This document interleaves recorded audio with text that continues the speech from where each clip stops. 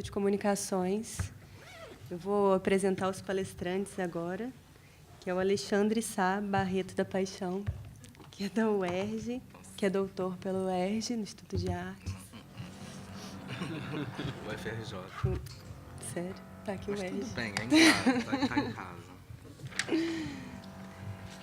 O Antônio Leandro Gomes de Souza Barros, que é da Unicamp, doutorando. E o Guilherme, que é do Instituto de Artes, que é doutorando também pela UERJ. E eu acho que a gente pode começar, né, com as comunicações. Acho que é interessante. Está sendo filmado. O trabalho do Alexandre é a arte contemporânea e o estágio do espelho, né? O do Antônio Leandro Gomes de Souza Barros é Sem o que a história não faz sentido. Oi? Antônio está de bom tamanho, tudo bem. E do Guilherme é Descredenciamentos, impasses entre os pensamentos de Danto e Bourdieu sobre a arte. Acho que a gente pode começar pelo Alexandre, né? A gente segue assim. E são 20 minutos para cada. Tá bem? Ainda está carregando? Não, o meu já está. Já está certo. Então vamos dar início então às comunicações. Por favor, Alexandre.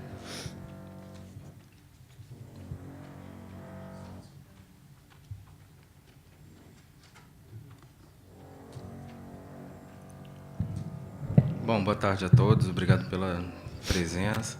Na verdade, esse trabalho é um trabalho novo, né? Um trabalho que vai tensionar alguns desejos meus que foram surgindo ao longo do tempo, principalmente depois do doutorado. Na verdade, eu começo com uma citação do Danto, que é uma pessoa, um cara que eu estudei durante um tempo, principalmente no mestrado, que o futuro é um tipo de espelho no qual podemos mostrar apenas nós mesmos, embora ele pareça nós uma janela da qual podemos ver as coisas chegarem. Então, eu brinco com essa pergunta do quem fala, porque hoje, especificamente, meu interesse teórico é numa certa conjunção entre arte e psicanálise. Eu decidi há um ano fazer formação de psicanalista no campo lacaniano, e o meu interesse hoje é discutir um pouco a possibilidade e a relação entre arte e psicanálise, especificamente. Eu fiz essa apresentação sábado, agora, numa jornada de psicanalistas, e aí pedia já desculpas antecipadamente, caso os conceitos não tenham sido tão estabelecidos de maneira potente. Aqui, o que eu peço desculpas já antecipadamente é se a carga psicanalítica eventualmente parecer um pouco enjoada. Vamos ver onde isso vai dar, né? Na verdade, no mestrado, eu discutia muito uma questão do Hegel, que é retomado pelo Danto, né, que é a questão do Geist. E isso me interessava muito. O Geist como sendo um elemento, um espírito de uma época, né? Um fantasma, um gênio, algo que atravessa as eras e que, de alguma maneira, tem uma variação ao longo do tempo.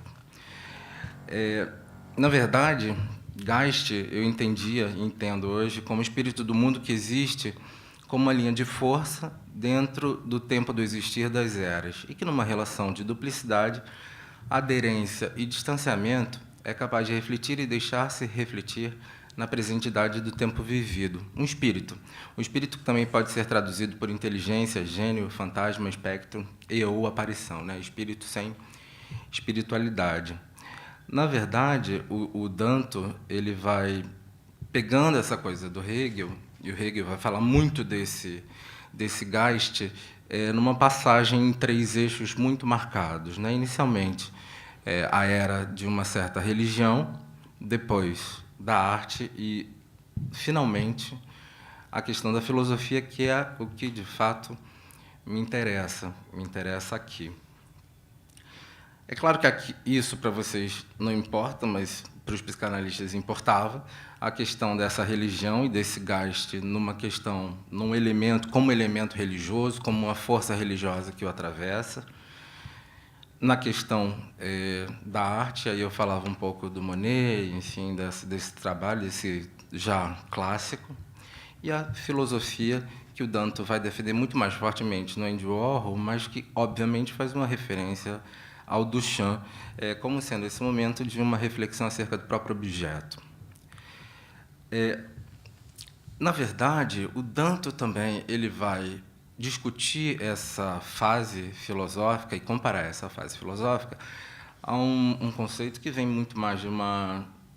Bom, vai vir, está em vias de vir.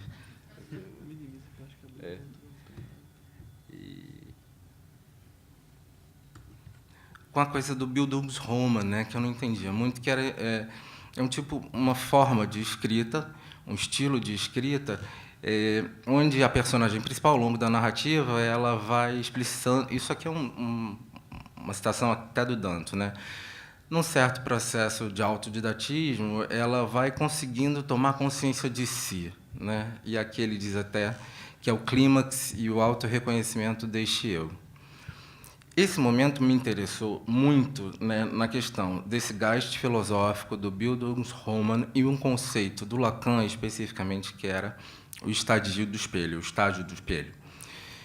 que, para a psicanálise, são momentos específicos onde o sujeito, diante do espelho, conhece e se reconhece enquanto tal. Trocando em miúdos, é enquanto um momento em que esse sujeito passa de uma fragmentação da identidade, da sua própria constituição subjetiva, para uma unidade subjetiva que se dá exatamente no momento em que ele consegue se reconhecer no espelho. Psicanaliticamente, não é especificamente só no espelho, mas em alguns momentos, por exemplo, quando ele está com a mãe, está sendo amamentado, e um outro sujeito faz com que ele tome consciência da existência dele. Tanto que, para o Lacan, sempre tem uma questão desse grande outro, né, que vai fazer com que esse sujeito tome consciência de si. No caso do espelho, seria o outro imagem, no caso com a mãe, etc. e tal. E esse estágio do espelho entendo, a partir do Lacan, como esse instante real, paradoxalmente metafórico e poético, onde o sujeito se reconhece através de uma percepção de uma imagem outra de si, alienada, que, apesar disso, ainda é sua. E aí eu comecei a chegar na questão que me interessava, né, assim, vagarosamente. Para além dessa temporalidade e recorrência dessa passagem, seria possível compreender esse Geist como um sujeito? Essa foi a minha primeira pergunta. Assim. Se eu tento entender esse Geist, esse tempo de agora, contemporâneo, como um sujeito, em que medida isso seria possível? Para colocar algumas coisas, é importante dizer que, para o Lacan, espelho é uma coisa e quadro é outra. No Seminário 11, ele vai discutir muito a ideia de quadro, muita parte de pintura, de perspectiva, e ele faz umas considerações um pouco audaciosas, eventualmente dizendo que o quadro perspectivado tem uma questão que é para além do figurativo. Ele sempre vai dizer que esse quadro vai abrir um furo, um fosso, onde nós, sujeitos, nos reconhecemos e também nos perdemos nesse quadro.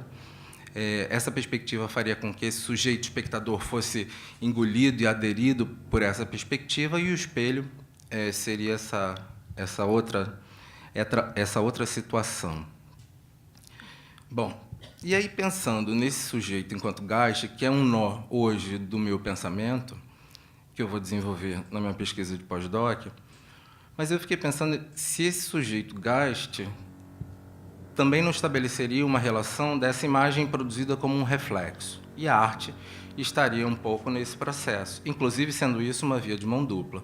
Essa imagem enquanto reflexo desse sujeito e esse sujeito enquanto reflexo dessa imagem. Mas isso historicamente. Na verdade, o que vagarosamente começa a entrar em atrito ou em turbulência, seja lá o que for, é que esse sujeito época, eventualmente ele não consegue mais se reconhecer nas imagens produzidas nas quais ele tem acesso, ele entra em confronto. E a arte contemporânea também estaria numa discussão um pouco disso. Em que medida esses trabalhos refletem esse sujeito existente desse agora, né? E essa é a pergunta, se esse sujeito não se reconhecesse mais no reflexo produzido por sua imagem, né? Claro que tem uma pergunta um pouco óbvia que eu tinha que fazer, que se não seria esse o dever de todo instante contemporâneo, se em todo momento da arte não houve um instante onde os sujeitos não se reconheciam nos objetos produzidos naquele determinado momento.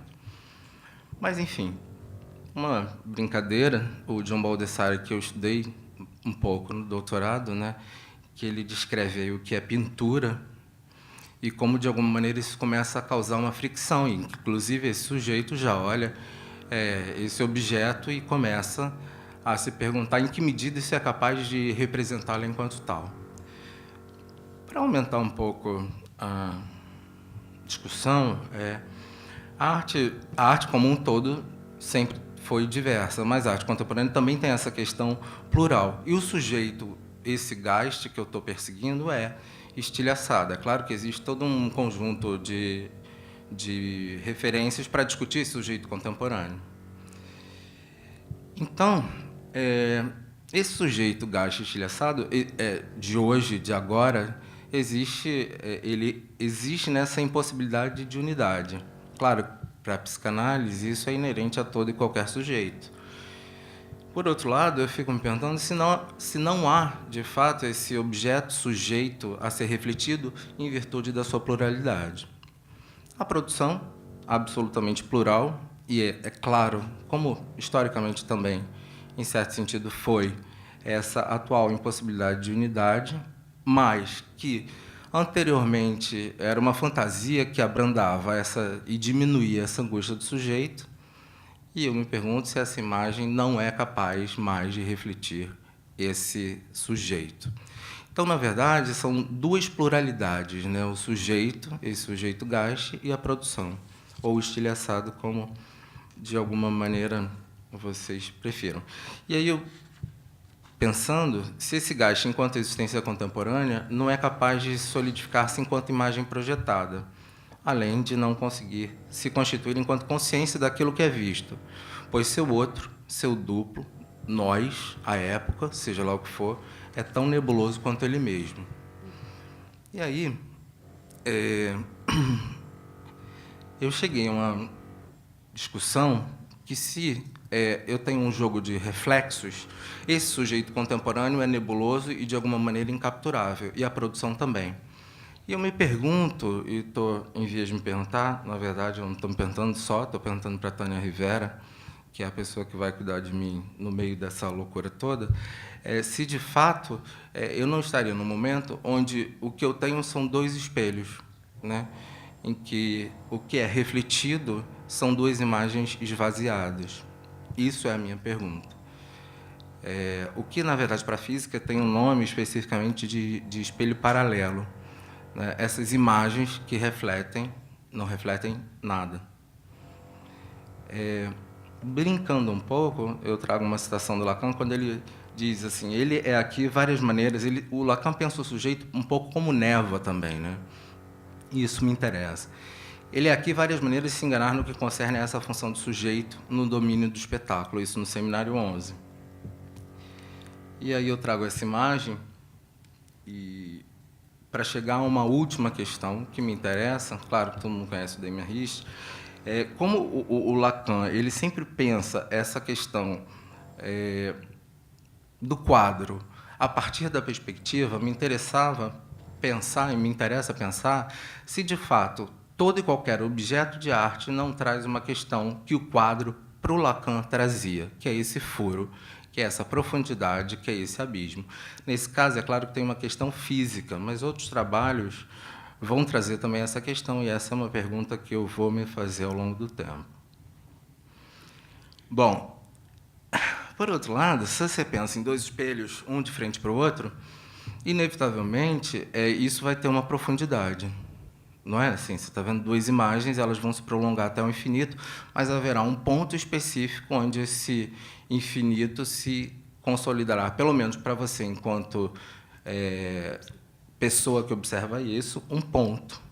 E aí eu brinco me perguntando se não seria um ponto de fuga, ou estou tentando pesquisar se não seria aquilo que o Lacan chama também de mancha. Né? Essas duas realidades não produziriam uma profundidade que também engoliria o sujeito. Bom, e aí eu me pergunto se isso não seria uma nova perspectiva. Né? Se não seria uma outra perspectiva essa profundidade de imagens refletidas que, de fato, talvez não reflitam nada. E aí uma citação dele, ele diz: é por isso que o quadro não joga no campo da representação. Seu fim e efeito estão alhures. Ele sempre diz que a representação ali para o quadro não é uma coisa que interessa um pouco a ele. Aqui, só para fazer uma diferença entre o que eu estou pesquisando, que é o espelho e o quadro, uma citação do Quiné, que ele diz assim: o espelho vela e o quadro mostra. O espelho é acomodado pela ótica, enquanto o quadro é efeito da perspectiva. De novo, Lacan sempre falando da perspectiva, né? Que vem ampliar o espaço bidimensional da tela, abrindo para o infinito e o horizonte onde se situa o ponto de fuga, além de criar um espaço virtual anterior ao próprio quadro. Esse espaço é chamado de janela e será denominado por Lacan de plano sujeito. Quando eu penso em dois espelhos refletidos, eu estou pensando também qual seria esse novo plano sujeito. É o espaço que capta o sujeito para dentro do quadro. Né? Seria, então, um espaço que capta o sujeito para dentro de um quadro agora esvaziado? Enquanto o espelho implica a função do eu, narcísica, o quadro implica a função do sujeito. E eu acho que um trabalho, por exemplo, que é fundamental, que é esse do Francis Alix, que é essa performance, né, que ele fica empurrando um bloco de gelo até que esse gelo se dilua, se desfaça. Né? Em que medida isso também não me joga para dentro do quadro, já entre aspas? Né? Em que medida esse trabalho também já não me leva a um outro lugar perspectivado? Bom, de novo, só para endossar isso, uma citação que o Lacan está dizendo o tempo inteiro de pintura. Né? Ele diz assim: aí está o efeito pacificador apolindo a pintura. Algo é dado não tanto ao olhar quanto ao olho. Algo que comporta abandono, deposição do olhar. Ele sempre diz que esse quadro vai te fazer um pouco entender esse olho como uma arma que você coloca de lado, que não funciona, porque há algo para além disso. Essa é a minha última pergunta, acho que é a grande pergunta, assim, que é a justificativa, inclusive, do projeto, que é assim: não seria, então, nesse ponto de fuga, agora não mais aderido às construções formais do quadro clássico, mas promovido a partir de uma proposição conceitual, que faria com que os trabalhos de arte contemporânea tornassem-se capazes de erigir um outro lugar para a percepção do sujeito, artista e espectador? Ou seja, para além dos estilos artísticos, toda e qualquer obra, inclusive as produzidas atualmente, não estabeleceriam um ponto de fuga que não é mais pictórico, no pensamento, que serviria como um espaço longínquo que seria capaz de proporcionar a poesia necessária para o conforto do sujeito? Para além do quadro, da perspectiva clássica, da linha do horizonte, da profundidade fictícia promovida pela pintura, não seria próprio de todo o trabalho de arte, mesmo aqueles contemporâneos, a provocação e a promoção de um lugar ou outro que deslocasse o observador do duelo de espelhos paralelos que norteiam o gasto filosófico e psicanalítico de agora? É essa a minha pergunta, que de fato só serve como pergunta, talvez não chegue a lugar nenhum.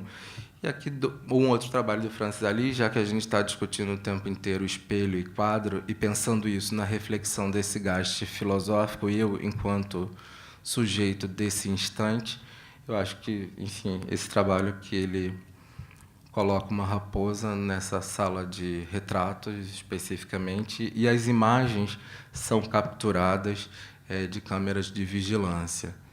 Né? Então, isso é um pouco também... Eu acho que a pertinência do trabalho também é essa discussão dessa presentidade e desse abismo e desse quadro no qual eu e nós todos somos jogados. Acho que é isso. Tá?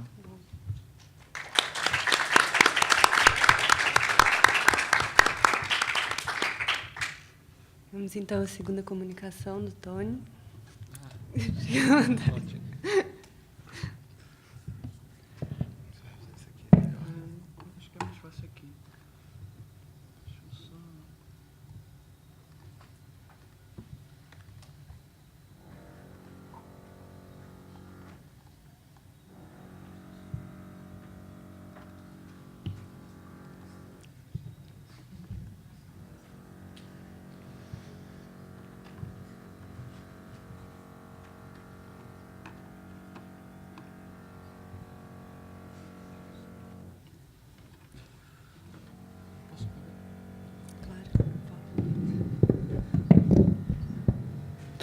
Alô? Olá, boa tarde. Bem, abrindo a tarde, obrigado por me aceitarem aqui, como sempre. É sempre bom ser aceito, né? Estão falando tanto do outro e tal. Bom, quero já de antemão elogiar a seleção das mesas. Achei a primeira mesa que assisti bem composta, e essa agora, eu não sei se entendo tudo que você diz, mas ou tudo que especialmente o Lacan escreve, mas acho que a gente vai ter situações comuns, e com certeza com o Danto e o Belting também. Então, de antemão, estou contente com a mesa. Bom, meu trabalho, minha comunicação, aliás, minha comunicação parte de um dos livros mais turbulentos, ou que causou mais turbulência no nosso meio, a partir de meados dos anos 90, que é O Fim da História da Arte, de Hans Belting, o historiador e arqueólogo alemão. O Fim da História da Arte, de Hans Belting, começa, na verdade, pouco mais de 10 anos antes da sua publicação, num ensaio de 83, se não me engano, em que ainda havia uma interrogação ao final do título. O fim da história da arte. Depois de 10 anos, ou pouco mais de 10 anos de reelaborações, Belting publica uma revisão do seu primeiro ensaio, com uma segunda parte de novas interpretações, já sem a interrogação, no ano de 96. Imagino que boa parte de nós que estamos aqui hoje estamos ainda na tentativa de não encerrá-la, mas a perspectiva que Belting nos apresenta é talvez mais forte do que nossa tentativa, e tem sido talvez mais forte do que nossa tentativa.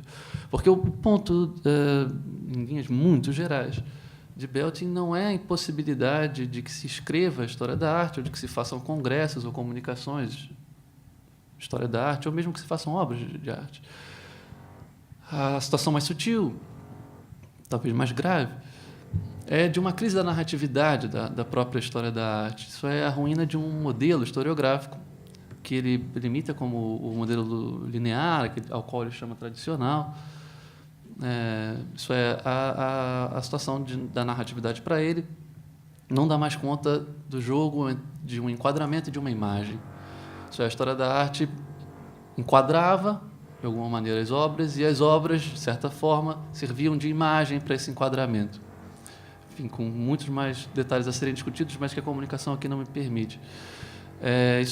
Suposto, o problema não é bem o da impossibilidade de escrever, mas a impossibilidade de que qualquer história da arte se faça vigente. Isto é, as histórias da arte, não só as que virão, mas inclusive as que já vieram, já não se sustentam como histórias da arte nessa nova perspectiva. Elas ruíram. E ruíram de uma forma que nós ainda não sabemos bem como readaptá-las. Bom, além disso, Belting conclui que tudo aquilo que já havia por se dizer sobre obras de arte provavelmente já o foi dito, não restando a gente nem mais essa vã felicidade, mas apenas a opção literária do epílogo. Esse é o ponto que me interessa nessa comunicação. Desculpe a longa introdução. Não sei se é positivo, mas a minha cabeça está bem conectada à temática do encontro, bastante turbulenta. Bom, o que isso vem a dizer? Admitindo que mesmo sobre o trabalho do Belting tudo já foi dito, portanto não vou me aventurar a dizer mais do que já disse até aqui, uma vez mais vou tomar a caneta do epílogo para fazer alguma possível colocação a partir daquilo que me parece ser um resquício de epílogo no próprio livro do Belting. Como se faz isso? Como pensei nisso? Observando a própria formatação do livro. O livro é curiosíssimo na sua diagramação, no seu projeto de livro. Ele se divide em duas partes. A primeira parte, uma remontagem de textos a partir do antigo ensaio, e a segunda parte, o antigo ensaio revisto, atualizado, com uma série de outros pontos acrescentados, mas em 2 partes. E cada uma dessas partes conta com exatos 11 capítulos, o que cria uma espécie de sincronia entre os dois considerável. Todos eles são capítulos muito curtos, parágrafos e, às vezes, trechos curtos, que em si mesmos já demonstram a impossibilidade de uma longa escrita, ou de uma verdadeira narrativa, ou talvez a sabedoria de narrar, a impossibilidade da narrativa. E nessa simetria que se põe, talvez num espelho, entre os 2 momentos, vale atentar que o primeiro capítulo, o seu assunto, são os epílogos. Ele abre o seu livro com os epílogos. São eles que dão o tema de abertura. A efetividade disso é bastante evidente. Isso é o livro que trata do fim da arte, já sem a interrogação, abre com o epílogo. E talvez se mantenha todo ele como epílogo. Uma impossibilidade já nele de se narrar qualquer coisa. Se não a impossibilidade de se narrar. Em contraposição sincrônica, simétrica ao primeiro capítulo, o último capítulo da parte 2 aponta para um ponto completamente diferente. Chama-se Os Livros de Próspero. É uma alusão direta a uma adaptação cinematográfica de Peter Greenaway à peça de Shakespeare, A Tempestade, que, aliás, também os temas bem recorrentes aqui da Tempestade, enfim. O que se vem a dizer? Primeiro, os 2 espantos principais. O susto de que a última palavra do título dos capítulos soe a prosperidade, o que seria estranho. Não é, porque ainda estamos na nomenclatura de próspero.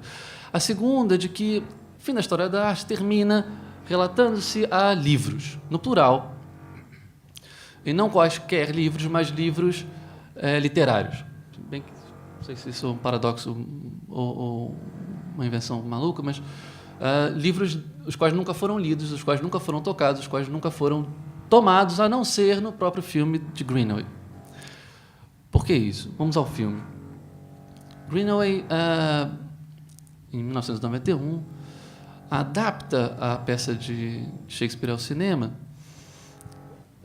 mas a principal adaptação não é de rupturas com o texto ou de choques com a montagem da dramaturgia em si, mas sim na ênfase poética. Isso é, ela salta do interesse tipicamente shakespeariano e brilhante shakespeariano do teatro como mundo, do mundo como teatro, da realidade como palco. E no filme de Greenaway, a ênfase é dada ao saber livresco de Próspero. Isso é, resumidamente, a história da peça. Próspero é um exilado, um ex-duque de Milão, exilado pelo seu próprio irmão, que numa ilha perdida vive com sua filha, que ele mesmo educa, um monstrengo local, Caliban, e simplesmente com seus livros que ele conseguiu resgatar ou que foram resgatados por ele antes do exílio. Os livros são parte considerável da peça de Shakespeare, mas a ênfase não é dada neles, mas em Próspero. Isso é uma espécie de ator-diretor que guia todas as ações, todos os personagens, todas as situações vividas na ilha. Em Greenaway, não. Os livros se tornam peça fundamental, talvez a peça base de todo o filme. Aliás, talvez não. Acho que é razoável afirmar que é a peça base. Isso já se evidencia no título, que é alterado, da Tempestade para os livros de Próspero. Em seguida, na criação dos próprios livros. Shakespeare não os qualifica, apenas os nomeia como livros de Próspero. Mas Greenaway não, se dá o trabalho de uma produção artística brilhante, de criar, se não me engano, 24 livros. Os 24 livros de Próspero na ilha. E são livros dos mais significativos. Antes de chegar à imagem dos livros, vale o porquê do Belting se interessar tanto por Greenaway e por esse filme? Bom, porque nesse jogo de epílogos há uma série de confrontações imagéticas na formação de uma única imagem. Por exemplo, a imagem... Desculpa, minha fotografia não é das melhores. A imagem que, segundo o próprio Belting, guarda o livro dele, que é uma obra de Greenaway chamada Jano. Nela estaria o Deus Jano, que comumente é representado com dois rostos, cada um virado para fora, um olhando o passado, outro olhando o futuro. E é interessante o quanto Belting se afeiçoa a isso como guardador do seu próprio livro, uma espécie de livro epílogo. Ademais, vem aí já as características que vão interessar no filme a Belting, ao qual ele chama de interlocutor imaginário. As referências são várias a diferentes obras e a diferentes meios, diferentes linguagens artísticas. Por exemplo, a janela de Vitorino, o anão esculpido do Jardins do Boboli, as figuras do próprio Jano, que tem aqui não dois rostos, mas dois corpos inteiros, uma espécie de texto, não sei se dá para ver bem daí, que sobrepõe a imagem, uma série de variantes. Reparem já então o que se tem aqui. Na janelinha de fronte, Ariel, o espírito mensageiro de Próspero, na tempestade, olhando de frente para nós. Há o deus romano, Jano. Há as estátuas, a figurinha da estátua no Jardins do Boboli, da família Médici, em Florença. Há situações arquitetônicas. Há um texto que, eu admito, em latim, eu não consegui ter visibilidade suficiente para tentar lê-lo. Há nisso teatro, arquitetura, literatura, pintura, escultura. Enfim, se formos chamando, elas virão, as linguagens. Todas reunidas, não numa mistura, mas numa imagem, numa composição única. Essa situação de uma imagem que desenquadra, desapropria essas figuras dos seus enquadramentos próprios, é o que Belting se interessa a partir de Greenaway. Mais ainda por essa imagem, que já é um subproduto do filme, já é algo além do próprio filme, produzido pelo filme, que já não tem relevância nenhuma para o próprio filme, só é já gerando um outro produto para além do próprio. Não sei se eu estou confundindo demais. Bom, essas mesmas situações se apresentam nas situações livrescas do filme. Essa já é uma cena do filme. Eu não tenho a mesma habilidade técnica de conseguir recortar as cenas e colocar aqui, então eu trouxe apenas imagens, não as cenas realmente bacanas que o filme oferece. Mas há uma situação livresca absoluta, por exemplo, no Livro da Terra, em que os livros não só são compostos como objetos do filme, de cenário ou de atuação, mas são a própria realização cinematográfica. São eles que são abertos e através dos quais tudo se dá. São neles que toda a narrativa pode se fazer, ainda que seja a narrativa da impossibilidade narrativa de se adaptar para o cinema uma peça shakespeariana. Eles acontecem de todas as formas possíveis, expostos diretamente na tela, ou em passagens, ou em transparências, ou em explosões livrescas como essas, que são cenas maravilhosas. Enfim, os livros permeiam todo o filme. Para além disso, as substituições são interessantes. A cena inicial da peça, o mar em tormenta, a própria tempestade, com um contramestre gritando com os nobres, é substituída por essa cena. A mão do próprio Próspero a escrever uma fala da própria peça. No filme, a peça começa a partir da escrita de Próspero, não ao contrário. O livro é, na abertura dele, a vinda da peça, de onde tudo vai se fazer, confirmando ainda mais as situações livrescas. Para além disso, chegando finalmente ao epílogo do filme, no epílogo, Próspero cumpre o que prometeu ao longo da ação. de que tudo se saindo bem, as reconciliações sendo feitas. Ao final, ele quebraria sua vara, renegaria a magia e jogaria os seus livros ao mar, os seus livros mágicos ao mar. Bom, isso é confirmado, a cena não é... Talvez é melhor.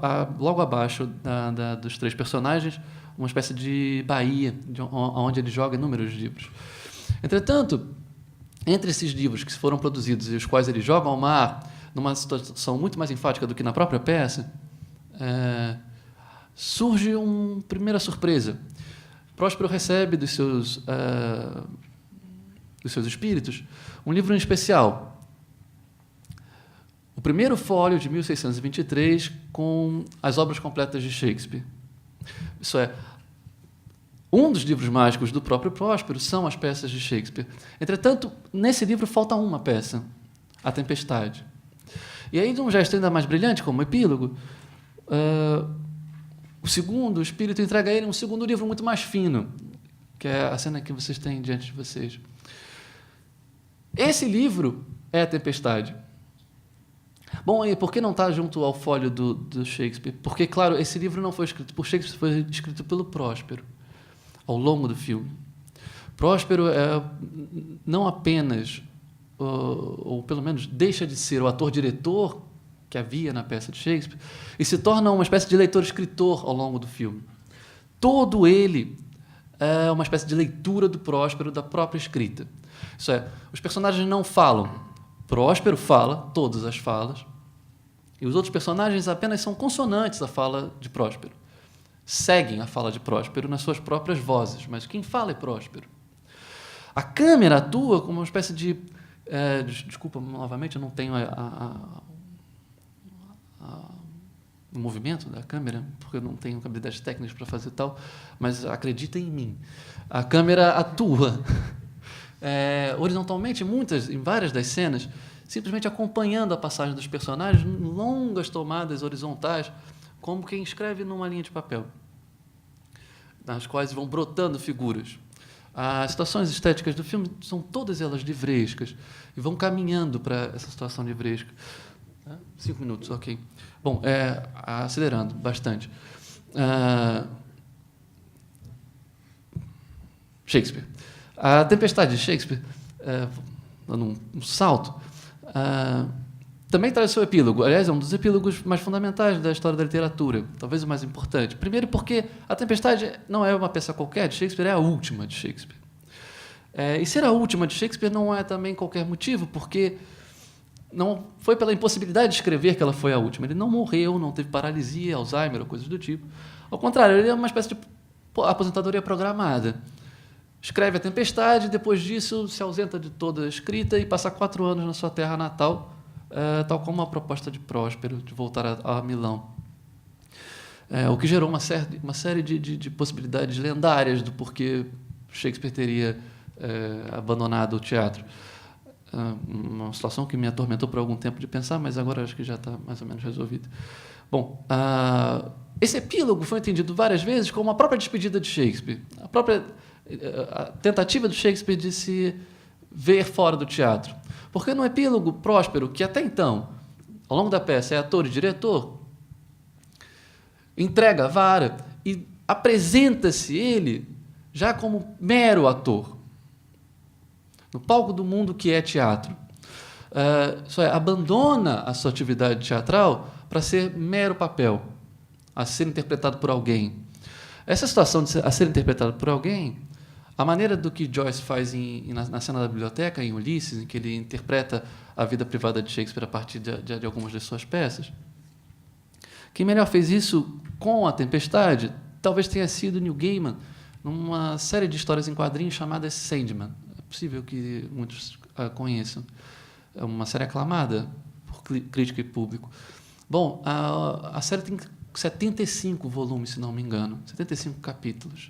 O último deles chama-se A Tempestade. Não é bem o último capítulo. Para ser sincero, a série já havia terminado. A narrativa própria dela já havia se encerrado. Essa última edição é ela mesma uma espécie de epílogo que vem já a confirmar a impossibilidade de se continuar a narrativa. E nesse epílogo aparece Shakespeare. Na verdade, Will. Não sei se... onde Nossa, fiquei nervoso agora, com o meu tempo. As variações entre Próspero e Shakespeare se dão no nível da vida pessoal, como, de fato, o epílogo, toda a peça como epílogo dele. Mas aqui o epílogo não é bem de Shakespeare, é o epílogo do Sonhar. Sonhar é o personagem título da série, que tem suas conclusões de enredo um pouco antes, e aqui ele retoma a sua narrativa através desse epílogo, porque Shakespeare havia feito um trato com ele. Essa, aliás, é uma das lendas do porquê Shakespeare teria abandonado o teatro. Na série, Shakespeare é um jovem talentoso, mas sem gênio para o teatro.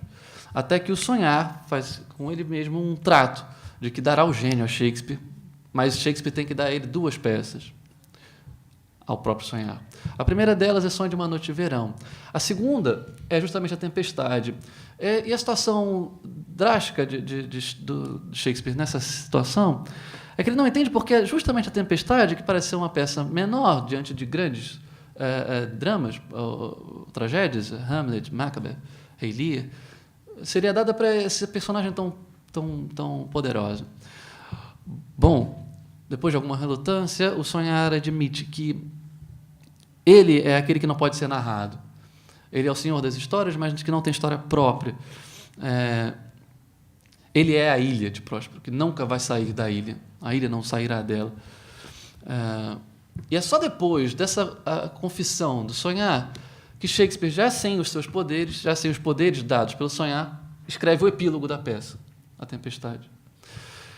E depois dessa volta cumprida, que eu não sei se foi minimamente razoável ou inteligível, a situação me parece aflorar, tanto em Greenaway, em Shakespeare ou em Gaiman, especialmente no que concerne aos epílogos de Belting, é de que a percepção de que o epílogo não é simplesmente a etimologia dada, de que é a conclusão de um discurso.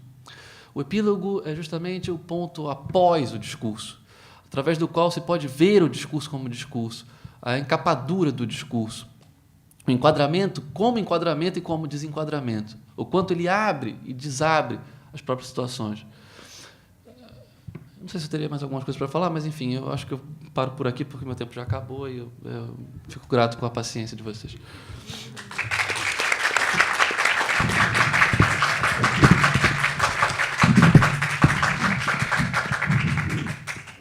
Então, vamos passar a fala agora para o Guilherme. Pode ir. Bom, boa tarde.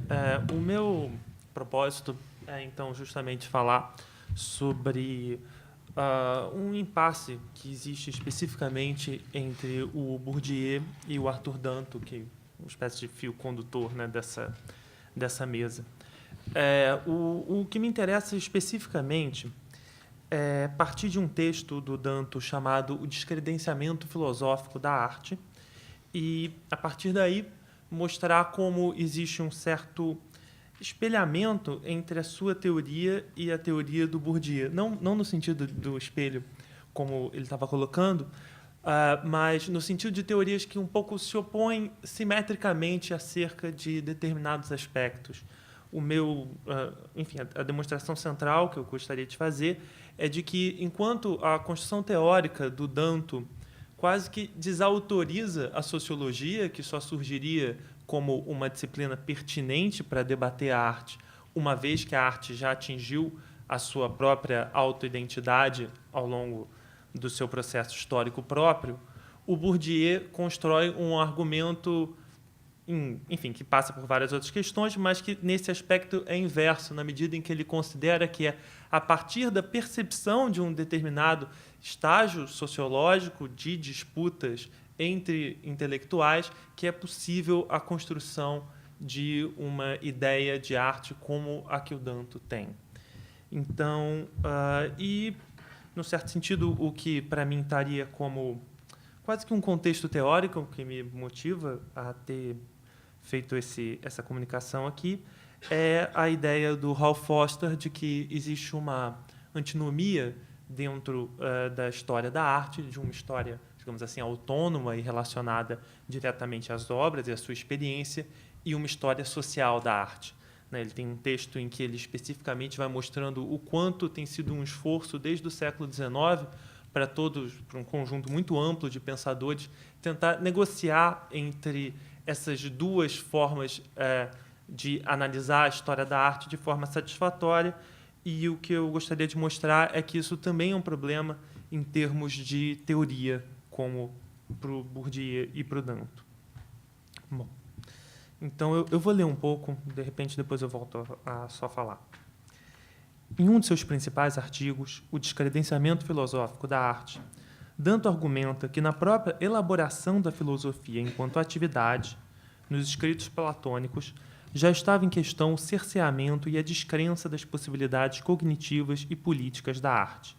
Esta limitação não seria supérflua, mas estaria no próprio cerne da filosofia platônica.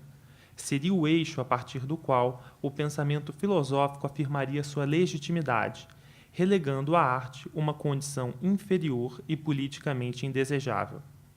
Então, Danto segue sua argumentação demonstrando que este projeto não é exclusivo da filosofia platônica, mas se alastrou ao longo de quase toda a tradição do pensamento filosófico, mesmo que com nuances.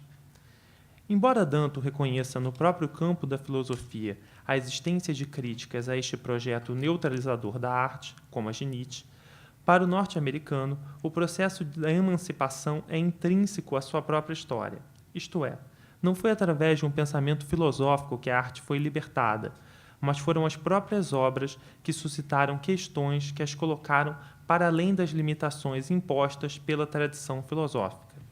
Assim, ao filósofo contemporâneo caberia reconhecer o movimento através do qual a arte rompe com a moldura filosófica que a descredenciava e se torna uma atividade livre ou desenquadrada. É esta a tarefa que Danto se impõe. Isso é particularmente importante porque, de alguma forma, o Danto entende que ele está basicamente descrevendo a forma como a arte se deu e não tentando impor à arte um determinado modelo. É óbvio que isso é questionável, mas é a forma como ele tenta escapar dele mesmo ser mais um descredenciador, embora ele entenda que, de alguma forma, enquanto filósofo, ele está afiliado a essa tradição do descredenciar. Na sua construção teórica, Danto identifica 3 momentos distintos para a história da arte. A única etapa que interessa desenvolver em detalhes aqui é a terceira, aquela na qual a arte desenvolveria um autorreconhecimento de sua própria essência, ou seja, do que a distingue de seus objetos e atividades do resto das coisas existentes, incluindo da filosofia. Para Danto, várias manifestações artísticas dos anos 60 estariam relacionadas a este projeto. No entanto, para o autor, nenhuma obra expôs esta questão de forma tão radical quanto as Brillo Box de Andy Warhol. Por terem sido construídas de forma absolutamente idêntica às caixas de sabão em pó da marca Brillo, as de Andy Warhol colocariam o problema da distinção entre arte e não arte com toda clareza. A partir disso, o filósofo organiza seu argumento sobre a diferença ontológica entre arte e não arte, em contraposição a uma diferença da ordem sensível, isto é, pode-se perceber a diferença, ou institucional, isto é, são as instituições que determinam a diferença. Entretanto, Danto não se coloca como alguém que inventa um conceito e quer submetê-lo ao campo da arte, mas como alguém que pretende descobrir, a partir de um processo indutivo, a diferença entre arte e não arte. Ou seja, ele não entende sua atividade como mais uma forma de descredenciamento filosófico, na medida em que ele não prescreve ou limita as possibilidades da atividade artística.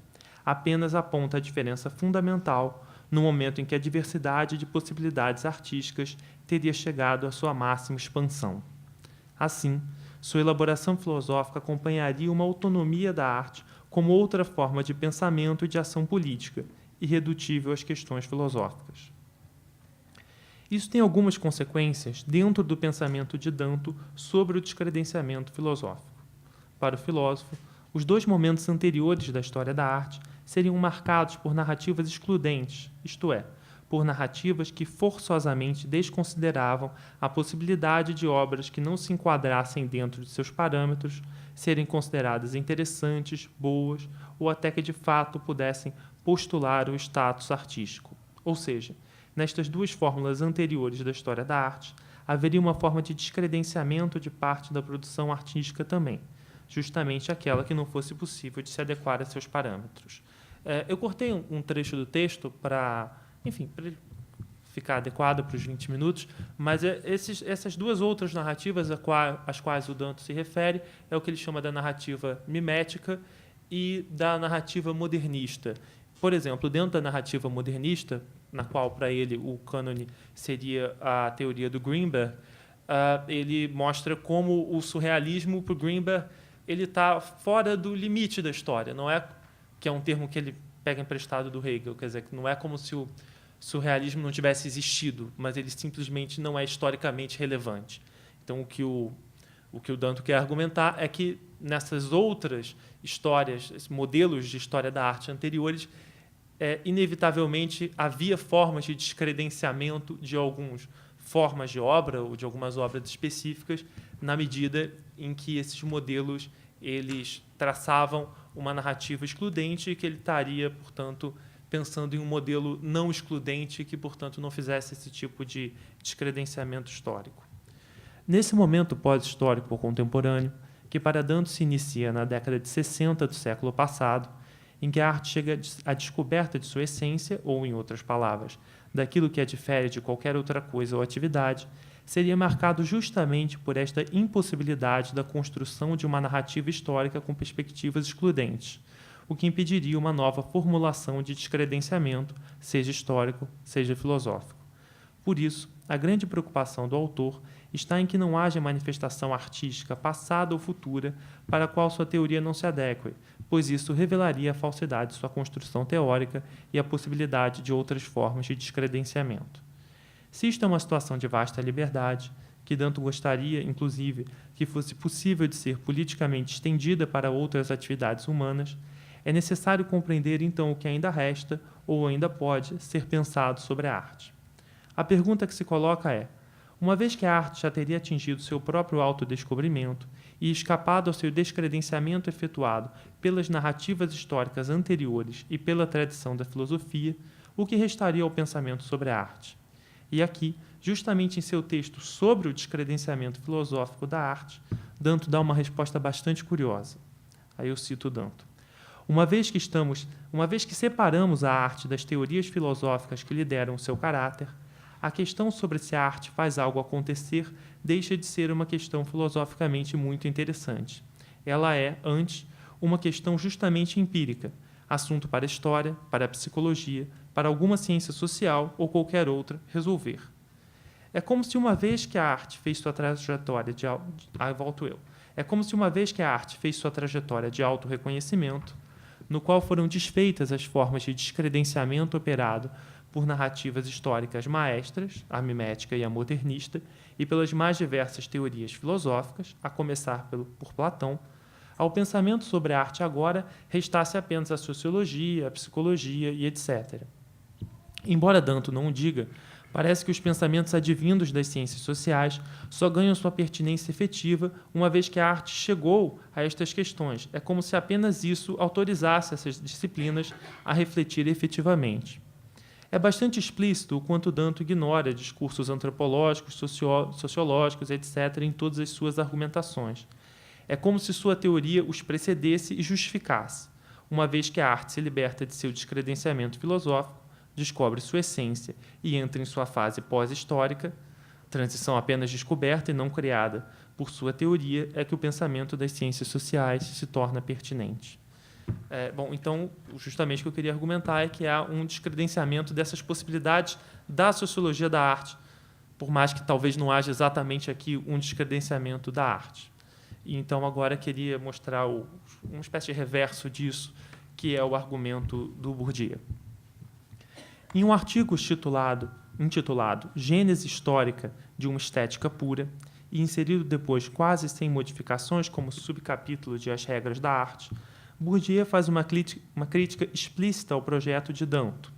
Seu foco não são os livros acima abordados, mas o primeiro texto relevante do filósofo sobre o tema, O Mundo da Arte.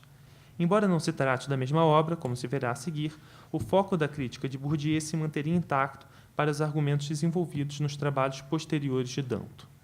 Mas antes de abordá-la, é necessário salientar que a singularidade do esforço teórico de Bourdieu está em perceber o quanto a relação com os bens culturais ou artísticos está relacionada com aquilo que o autor chama de hábitos, um conjunto de noções inconscientes ou semiconscientes que estabelecem padrões de gosto e conduta de acordo com a posição de determinado indivíduo na sociedade. Não se trata de uma ideia determinista, uma vez que o sociólogo está consciente de que a relação de cada um com hábitos é sempre singular, mas do destaque para o quanto esta dimensão, que parece inata, é orquestrada socialmente e corresponde a um conjunto de processos de manutenção de poder, da ordem simbólica e, em última instância, da ordem material também. Tendo isso em vista, é agora possível abordar o entendimento que Bourdieu tem da autonomia da arte.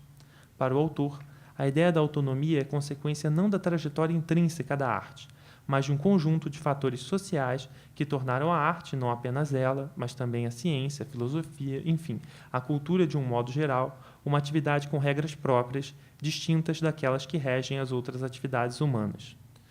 O sociólogo não quer colocar esta autonomização como um projeto totalmente extrínseco ao campo da arte, mas demonstrar como mudanças externas e internas a lógica da produção dos bens simbólicos levou a este estado. Assim, boa parte de sua pesquisa está voltada para a confirmação desta tese de como os diversos hábitos que tomam parte na vida social muitas vezes ocultam as relações e o esforço de autonomização do campo da cultura.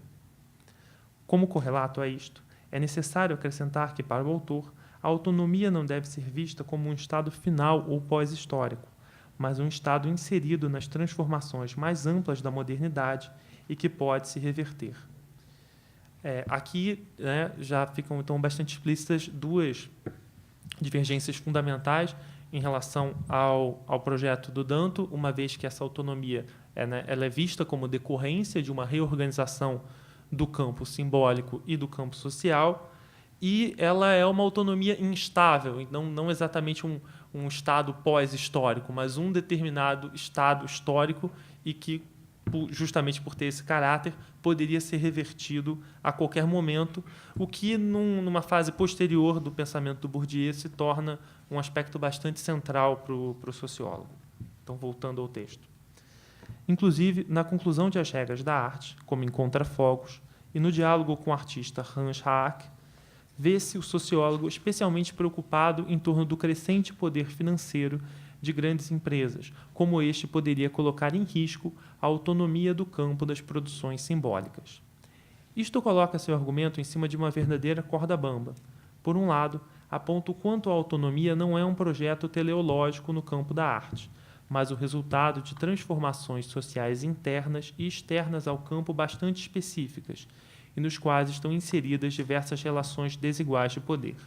Por outro, entende que esta mesma autonomia é uma forma de proteção social ao avanço das práticas exclusivamente baseadas nas operações do mercado financeiro e do marketing.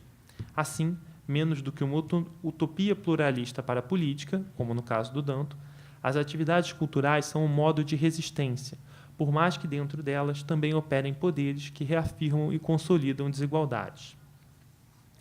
Tendo feito esta revisão bem generalizada do pensamento de Bourdieu, gostaria de abordar especificamente o que interessa para este argumento, o fato de que, para o sociólogo francês, uma pesquisa filosófica sobre a arte, tal como a empreendida por Dantos e outros, está sempre duplamente enredada. Primeiro, pela ilusão de que o campo da arte é essencialmente autônomo.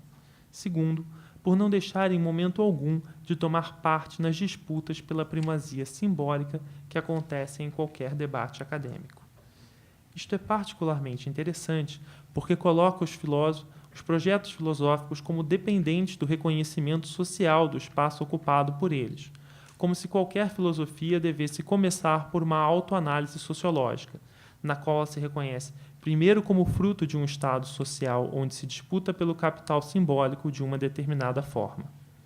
A recusa neste tipo de análise colocaria qualquer reflexão como, no mínimo, ingênua. Esta não deixa de ser a acusação central de Bourdieu a Danto. Assim, me parece que se está perante um projeto em que há um descredenciamento da capacidade da filosofia, que está desde o princípio subjugada a determinados pensamentos sociológicos. como diz o Bourdieu, abre aspas, os historiadores da arte e os teóricos da estética estão comprometidos, sem o saber, ou sem tirar disso, em todo o caso, todas as consequências, nas lutas em que se produzem o sentido e o valor da obra de arte. São enredados pelo objeto que acreditam tomar como objeto. Fecha aspas. Então, aqui a gente vê justamente o que eu estava apontando de como, no caso do Bourdieu, a gente vê essa filosofia como sendo um subproduto da análise sociológica, como se ela só pudesse se tornar, digamos assim, interessante enquanto pensamento, uma vez que ela procedesse essa consideração de qual espaço que ela ocupa dentro do conjunto das produções no campo da cultura. Bom, então, enfim, como eu falei no início, eu queria expor esse impasse, não exatamente para tomar uma posição, porque eu não acredito que nem o Bourdieu, nem o Danton, e nem o Dedouve, antes que alguém fale alguma coisa, esteja diretamente, tem uma solução própria para essa antinomia. Mas acreditar, assim como Foster faz no seu texto, que é a partir do reconhecimento dessa antinomia que a gente vai repensando e readequando os nossos modelos teóricos para tentar construir pensamentos que tentem não descredenciar, seja o próprio campo da sociologia da arte, seja o campo da filosofia da arte, ou, acima de tudo, a própria experiência da arte, seja como produtor, como espectador, enfim, como quer que seja. Bom, é isso.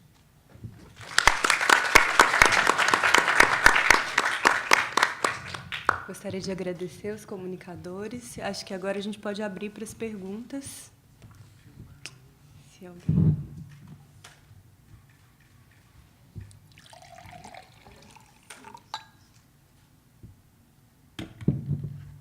Alguém? Bem, eu acho que essa mesa foi muito interessante, né? Falou um pouco também dessas imagens de um imaginário que se constrói, que permeia, né, a historiografia, que permeia uma história da arte, né, cheia de fantasmas, mas também cheia de possibilidades de projeção e leituras para novas formas e novos formatos, assim.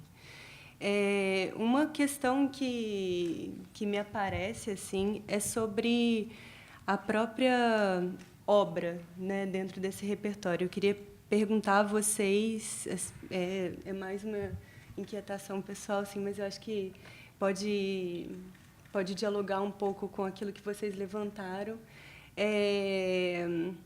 Né, pensando no campo da arte, um campo especializado que está sendo questionado, como que vocês repensam, né, a inserção de manifestações estéticas que não necessariamente se configuram como obra, né, mas que contribuem para essa discussão e contribuem para a gente problematizar esse imaginário, essas imagens e esse espelho que acaba, né, projetando novas questões também, né, acaba nos questionando, assim. Se alguém tiver interesse de responder, acho que seria. Na verdade, eu acho que a minha pesquisa hoje é um pouco exatamente sobre isso, né? Pensar que essa obra já é... Antes, quando eu era mais jovem, eu escrevia a obra com H, a obra, né? Brincando um pouco com o que ela estabeleceu como clichê. Eu acho que todas não, mas algumas manifestações, embora a arte como sistema esteja arraigada a uma lógica estrita, etc. e tal, eu acho que essas manifestações são determinantes para aquilo que eu estou defendendo como sendo uma perspectiva que é muito além da ótica, né, que é uma possibilidade que tem relação com Mizanabim, enfim, com essa possibilidade de mergulho desse espectador.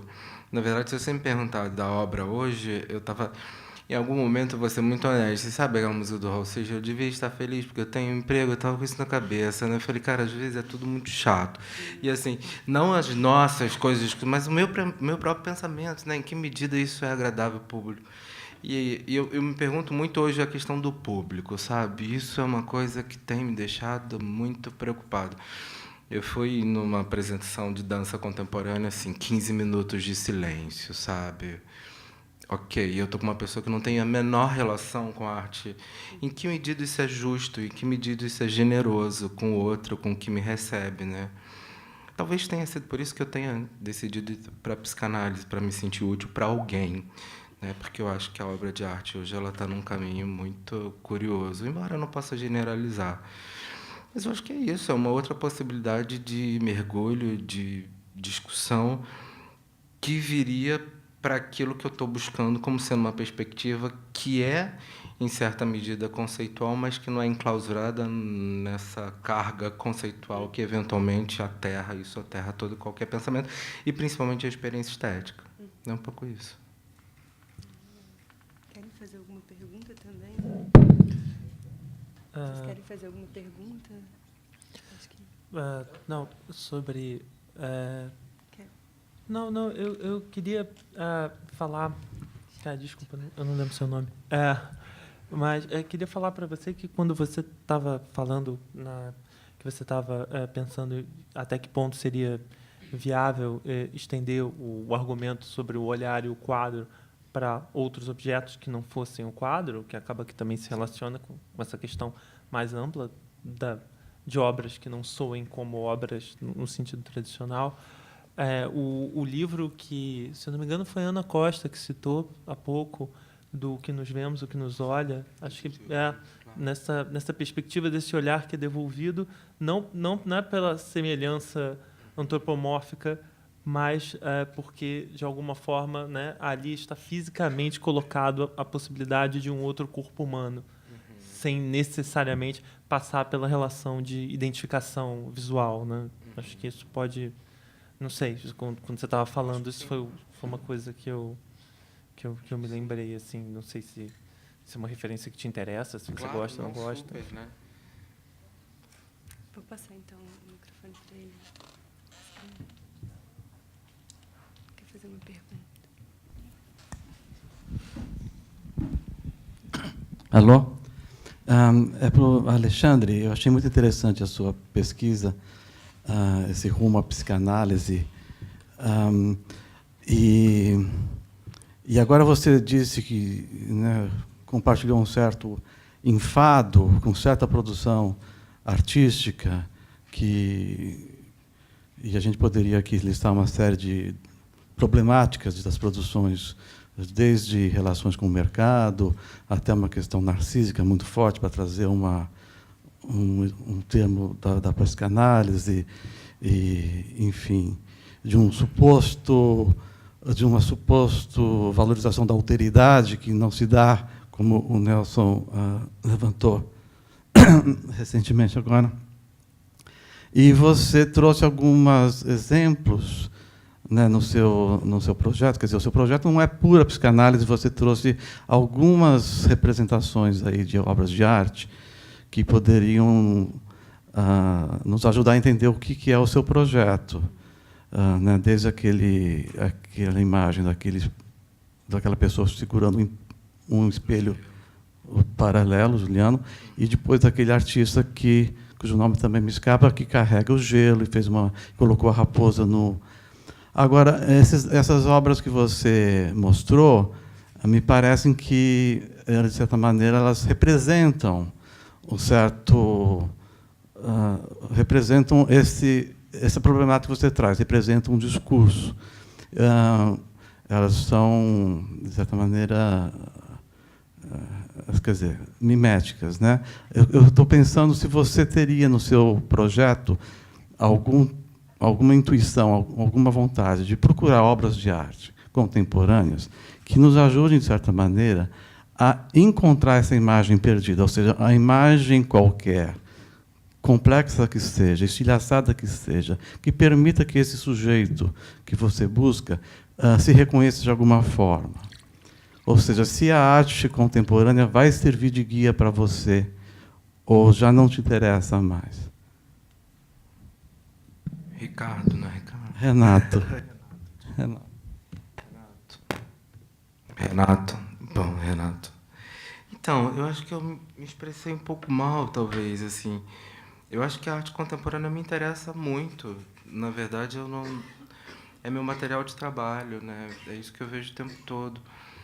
O que talvez eu não tenha dito ainda, assim, de maneira muito clara, é que eu acho que esses trabalhos que eu mostrei, eles de alguma maneira indicam essa imagem perdida desse sujeito, sabe?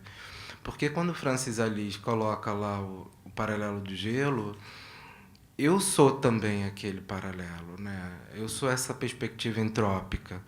Eu sou essa diluição inevitável, ou mesmo a raposa, né? Quando eu vejo aquela raposa, eu sou a raposa também. Nós somos perdidos naquele espaço repleto de retratos e filtrado por uma câmera de vigilância, sabe?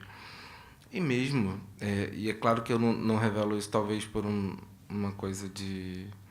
Não sei se por uma estratégia até de fala, mas mesmo a caveira lá do Damien Hirst, eu acho que aquilo, inclusive, me ajuda a entender enquanto sujeito, né? O que eu acho é que esses trabalhos terminam me auxiliando a me encontrar enquanto sujeito contemporâneo e ainda acredito, inevitavelmente, nessas produções. É claro que eventualmente, essas escolhas são muito afetivas, não tem jeito, não teria como ser de outra forma. Mas eles vão surgindo como resposta, eu acho, né? O Francis Alice surgiu, sei lá, há 5 dias, né? Como uma memória inevitável de um trabalho que me atende enquanto pesquisa, enquanto resposta. Acho que é um pouco isso. Assim. Entendi. Quer dizer, você acha que esses trabalhos já são umas pistas bastante ricas para encontrar o que... Acho. E acho que eu vou tentar aderir o pensamento a esses trabalhos, né? Enfim, alguns artistas, né? Apesar de toda a questão de mercado, etc. Eu não lembro o nome agora do trabalho, mas é um trabalho que, curiosamente, por uma questão acho que de exposição, é dificílimo conseguir qualquer imagem, que é o trabalho de Tornado do Francis Alice, né? Que ele vai lá para o meio de um furacão. Aquilo, para mim, me representa de uma maneira avassaladora. Mas, curiosamente, eu não consegui nada dessa imagem, porque eu acho que estaria aqui também, né? Já que tem uma questão ali, acho que de direito de imagem, né? Absurdo, ele tem um patrocínio da Volkswagen, né? No MoMA, assim, a gente consegue achar um teaser, não sei se vocês têm essa imagem. E eu não consegui. E acho que é um trabalho que também me representa, nos representa, eu acho, não posso falar nos, mas assim, é essa cobiça ingênua que eu estou tentando chegar, né? Alguém mais?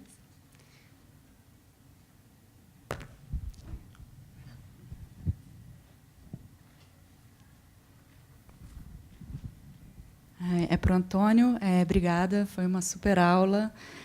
Não, queria perguntar para você, porque você falou quase o tempo inteiro sobre um texto literário e sempre falando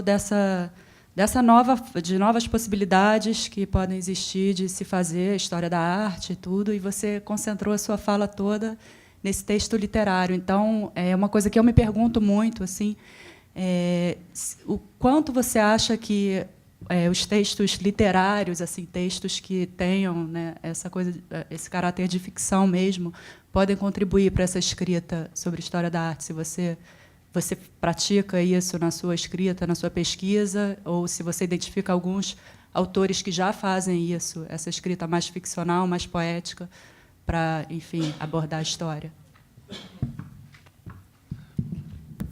Bom, primeiro, muito obrigado pela pergunta. Não a lá Luciana Genra, porque precisava ser perguntada, mas simplesmente porque foi elogiosa. Bastante elogiosa. A pergunta é bastante interessante. Eu não sei se eu tenho uma resposta oportuna a dar, mas pensando aqui junto com vocês, sim, acho que a literatura, o professor anterior falou bastante de ficção e fricção. Acho que a literatura, de forma geral, é mais real do que o resto. De antemão, portanto, me parece que alguma solução há de vir de lá, não de cá, se é que há essa divisão. E acho que sim, que ela tem, em alguns nomes, pelo menos, por exemplo, Jorge Luis Borges, que, diante da impossibilidade de escrever, cria livros já escritos. Escreve sobre livros que nunca existiram.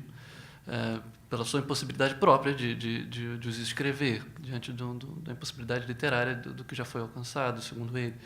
Isso é a possibilidade de ficcionar a sua própria possibilidade do que fazer. Isso me parece uma solução. Para ele serviu muito bem, é brilhante, né, nas coisas que faz. Mas acho que há outras possibilidades que talvez ainda precisem ser abordadas, né? Não sei quais são exatamente, mas você me perguntou particularmente. Particularmente, sim. No caso de hoje não foi uma ficção, mas já cometi alguns riscos de mandar comunicações e coisas do tipo sobre citando obras que não existem e coisas do tipo. Porque é a tentativa de... Desculpa, eu espero que não tenha ninguém aqui para me processar ou acabar com a minha carreira acadêmica. Mas, são o tipo de coisas que podem permitir não apenas a fuga do enquadramento, que é, talvez, aliás, talvez não, o que o Belting define como seu problema de argumento, a situação de um enquadramento. A situação, inclusive a situação de um epílogo, é que não é simplesmente fugir do enquadramento para um desenquadramento, porque isso é uma situação um pouco esquizofrênica, minimamente, se desenquadra para onde, e por aí vai.